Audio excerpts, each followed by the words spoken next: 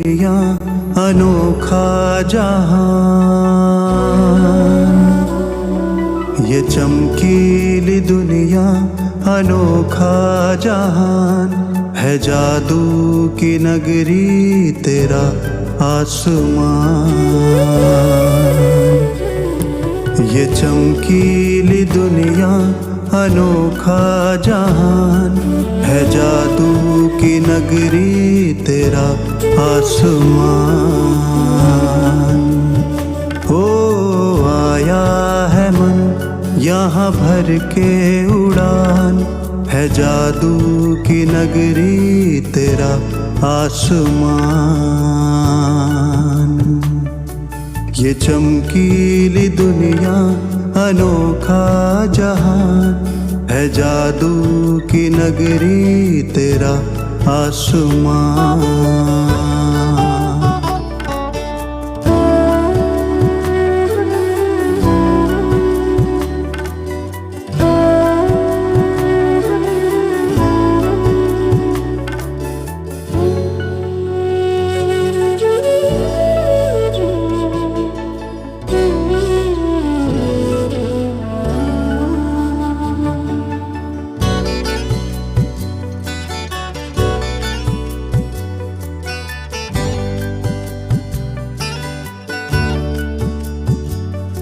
यहाँ संग में तेरे मैं नुक्ताए नूर,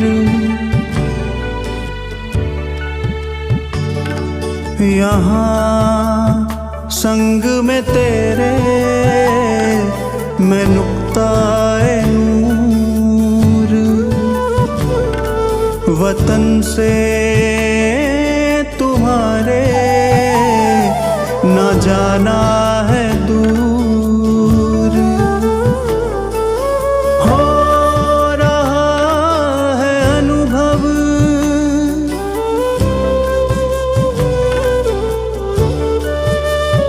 हो रहा है अनुभव।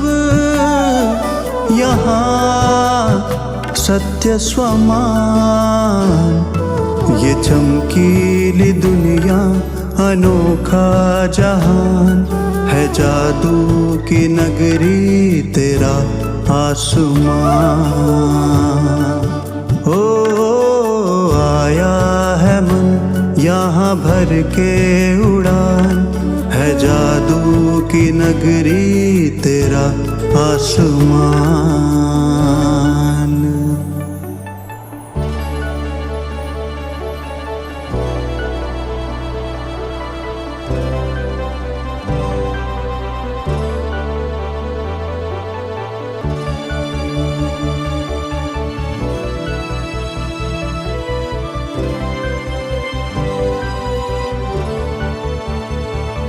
सब रूहें यहाँ पर अमूल्य रतन,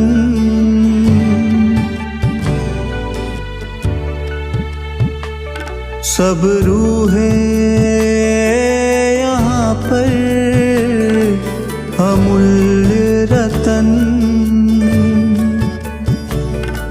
निरंतर प्रकाशित ये तेरा वतन।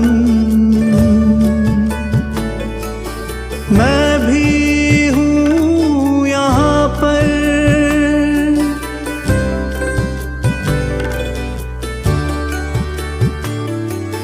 मैं भी हूँ यहाँ पर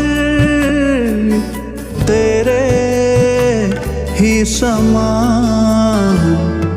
ये चमकीली दुनिया अनोखा जहान है। जादू की नगरी तेरा आसमान। ओम शांति। Good morning. 4 मार्च 2022 प्रातः मुरली बाप दादा मधुबन। मीठे बाबा बोले, मीठे बच्चे रात को जागकर कमाई करो, अमृत बेले उठने की आदत डालो। प्रश्न, ज्ञान में आते ही जो नशा चढ़ता है उस नशे को स्थायी रखने की विधि क्या है? उत्तर, जब ज्ञान में नए नए आते हैं तो बहुत नशा चढ़ता है। उसी समय अपने आप से अनेक प्रतिज्ञाएं भी करते हैं।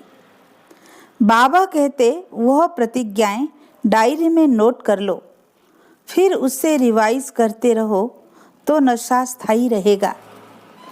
नहीं तो माया के तूफानों में आने से नशा उड़ जाएगा।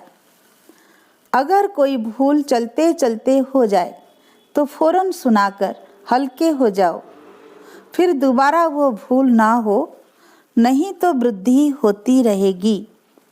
गीत, दुखियों पर रहम करो माँ बाप हमारे। ओम शांति। यह गीत बहुत अच्छा है, क्योंकि दुखी तो सारी दुनिया है और याद भी करते आए हैं, तुम मात पिता हम बालक तेरे, तुम्हारी कृपा से सुख घनेरे मिलते हैं। इस समय सारी दुनिया दुखी है, इसलिए फिर बाप को याद करते हैं तो माँ को भी जरूर करेंगे। यह गीत बहुत अच्छा है। तुम जानते हो, माँ बाप के पास जन्म लेने से हमको वर्षा मिलता है 1 सेकंड में। भारत में यह गायन है। बच्चे अब सन्मुख बैठे हैं। जगत अम्बा है तो जरूर जगत पिता भी होगा, उनके ऊपर भी कोई होगा, क्योंकि इस समय सुख धाम का वर्षा मिलना है। तो सुख धाम की स्थापना करने वाला माता पिता भी चाहिए। कोई माता पिता साहूकार होते हैं तो उनका फर्स्ट क्लास घर होता है। कोई माता पिता गरीब होते हैं तो घर भी ऐसा ही होगा। सतयुग में देखो राधे कृष्ण है, उन्हों को पहली पहली बादशाही मिली है। राधे जरूर कोई राजा के पास जन्म लेगी तो राजकुमारी होगी और श्री कृष्ण राजकुमार होगा। फिर उन्हों की शादी करनी है। यह तो बरोबर है। माता पिता अब दैवी राजधानी स्थापन कर रहे हैं। देवी देवताएं सूर्यवंशी महाराजा महारानी थे। तुम जानते हो इन्हों को यह मर्तबा कैसे मिला। राम सीता को चंद्रवंशी राजाई कैसे मिली। कलयुग के अंत में तो कुछ भी नहीं है, यह तो पढ़ाई से राजाई है। जैसे उस पढ़ाई से इंजीनियर बैरिस्टर आदि बनते हैं, यह फिर पढ़ाई से राजाओं का राजा बनना। एक ही बाप है जो राजाई पद के लिए राजयोग सिखलाते हैं, और कोई ऐसी यूनिवर्सिटी नहीं जहां राज्य पद प्राप्त करने के लिए पुरुषार्थ कराया जाता हो। इसका नाम भी है गीता पाठशाला। गीता से तो राजाई पद मिलता है। अच्छा, वेद उपनिषद से कौन सा पद मिलता है? राजयोग तो भगवान ही आकर सिखलाते हैं। कितनी सहज बात है, कल की बात है। बरोबर लक्ष्मी नारायण का राज्य था। गाते भी हैं, क्रय से 3000 वर्ष पहले देवताओं का राज्य था। उन्हों को कैसे मिला? जरूर भगवान ने विनाश के पहले पढ़ाया है, उनके बाद ही विनाश होगा। फिर राजयोग से सतयुग में राज्य पद पाया है। यह है संगम। तुम लिख सकते हो, इस समय ही सेकंड में सूर्यवंशी चंद्रवंशी राजाई प्राप्त हो सकती है। आकर समझो। चित्रों पर तुम अच्छी तरह समझा सकते हो। समझाने वाले सुदृढ़ बुद्धि चाहिए।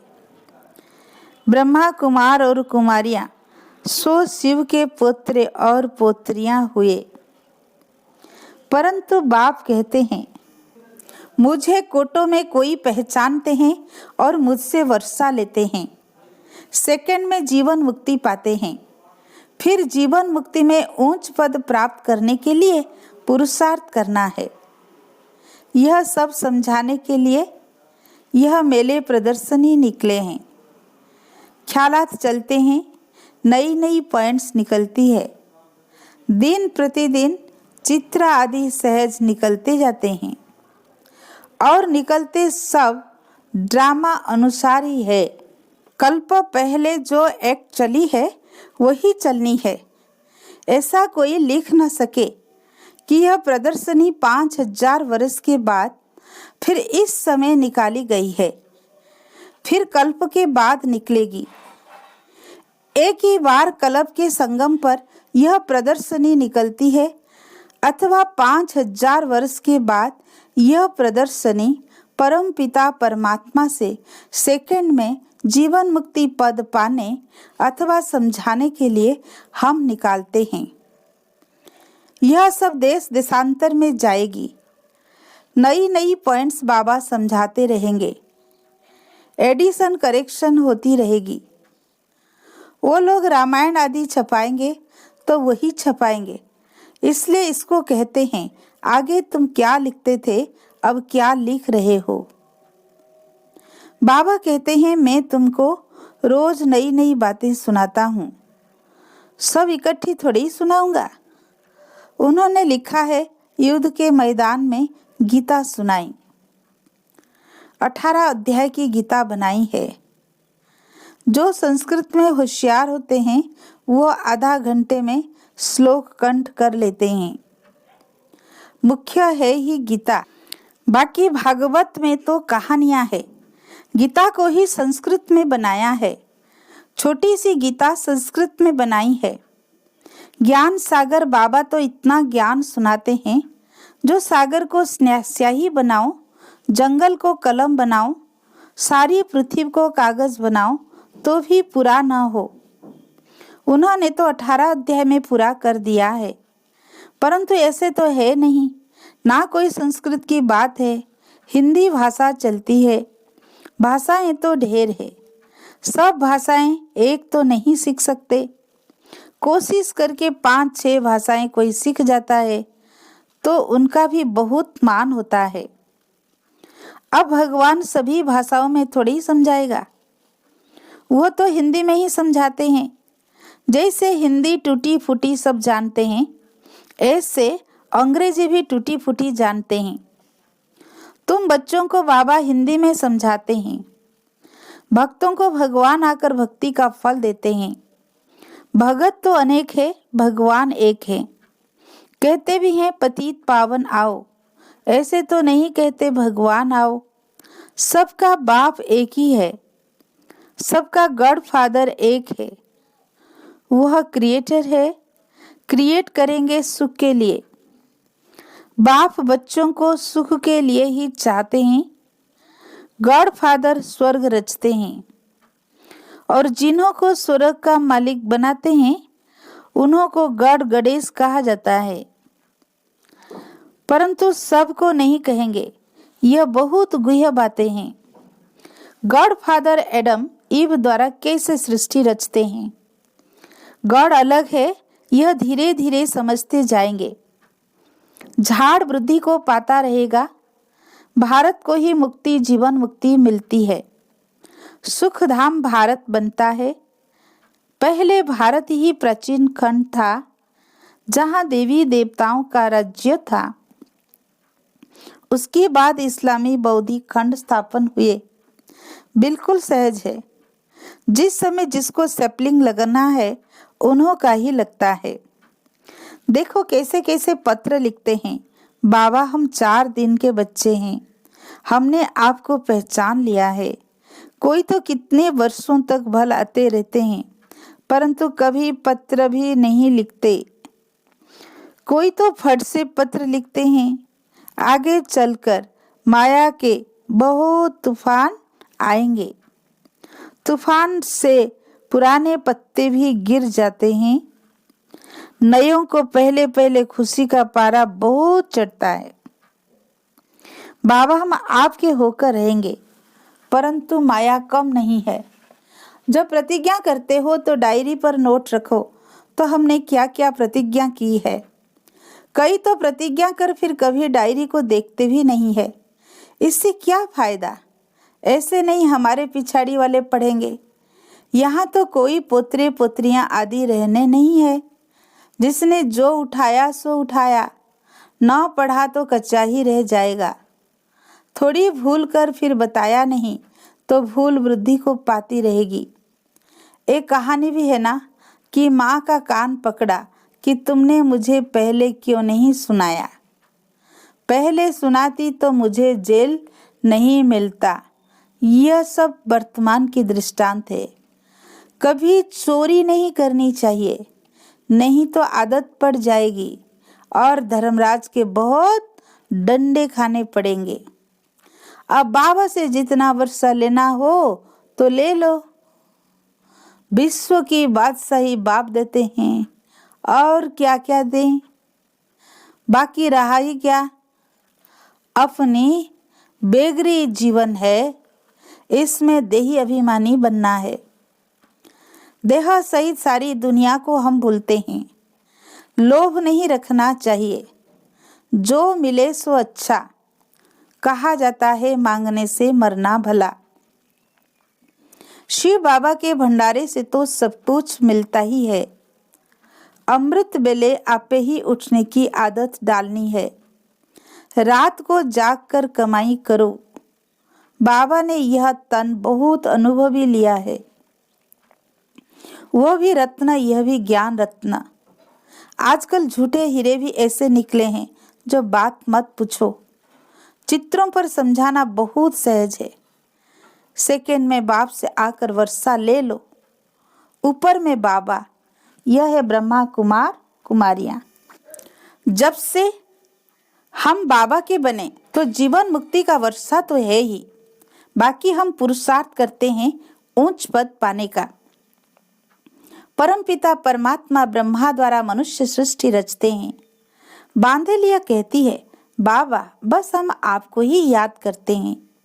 भला हम नहीं मिलेगी परंतु वर्षा तो जरूर लेंगी। कितना वंडर है। ढेर बच्चे हैं। जैसे प्रभाव निकलता जाएगा तो बांधे लिया भी छूटती जाएगी। बहुत है जो पति की भी गुरु बन जाती है। वह लिस्ट निकालेंगे कितनी स्त्रियां पति का गुरु बनी है।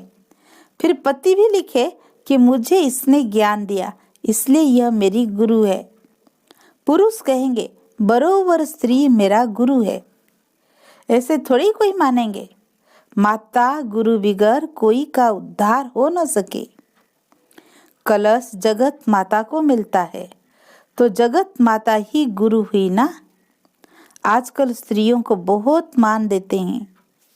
बाप भी कहते हैं माता गुरु बिगर मुक्ति जीवन मुक्ति मिल नहीं सकती। तो जब माता द्वारा एडॉप्ट हो तब जीवन मुक्ति मिले। माता को गुरु समझना चाहिए। बच्चों को अपना अहंकार नहीं रखना है। माताओं को मर्तबा देना है, फॉलो करना है। देह अभिमान नहीं होना चाहिए। अपने को निरहंकारी समझना है।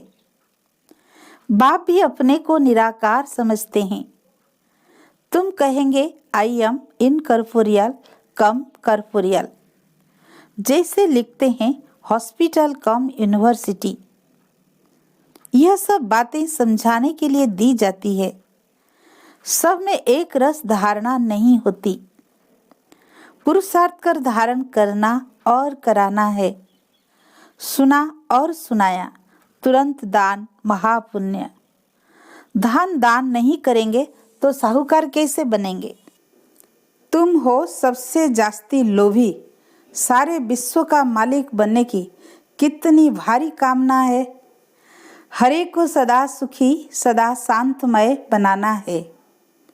मनुष्य मात्र को कलयुगी भ्रष्टाचारी से सतयुगी श्रेष्ठाचारी बनाना है। भारत में देवताएं थे, अभी नहीं है, फिर जरूर देवताएं होंगे। उनको स्वर्ग कहा जाता है। पैराडाइज अक्षर बहुत अच्छा है। हम पुरुषार्थ कर रहे हैं स्वर्ग का मालिक बनने के लिए। एक बाप के सिवाय बाकी सब भूल जाना है। सबसे मोह नष्ट हो जाना चाहिए।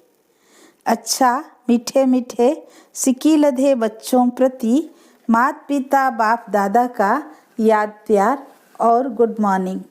रूहानी बाप की रूहानी बच्चों को नमस्ते। हम रूहानी बच्चों की रूहानी बाप दादा को याद प्यार गुड मॉर्निंग नमस्ते नमस्ते।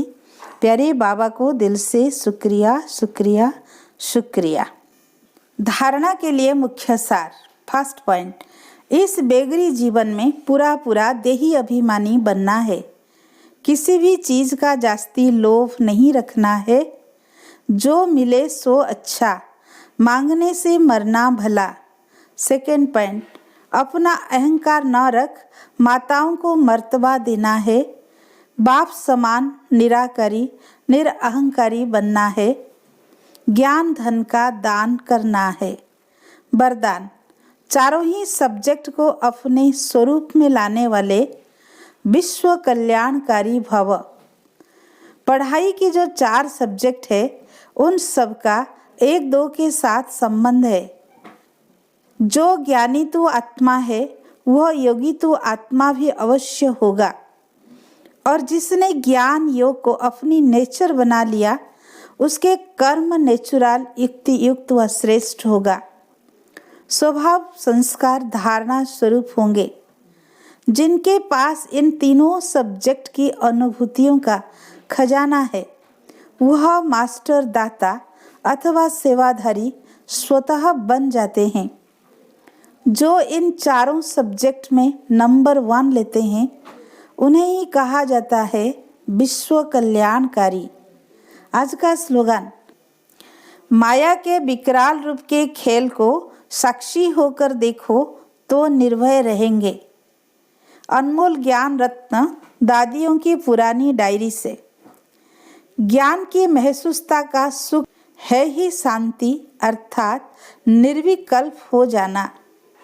अंदर जाने से शांत रूप हो जाते हैं। इस अविनाशी ज्ञान से संपूर्ण शांति के स्थान पर जाए पहुँचते हैं। शांत अर्थात योग निष्ठ अवस्था को धारण करने से योग की बहुत तेज लाइट निकलती है। जो दिन रात ऐसी मीठी योग की अवस्था में रहते हैं उन्हें अपरम अपार खुशी होती है। उनके सब हद के बंधन टूट बेहद की स्थायी खुशी प्रकट हो जाती है। ऐसी अवस्था में दिल बहुत हल्की रहती है और खुशी की लहरों में फूले नहीं समाते हैं। यही निष्ठा योग की चाबी है जो हम दैवी वत्सों ने पिता ईश्वर द्वारा प्राप्त की है।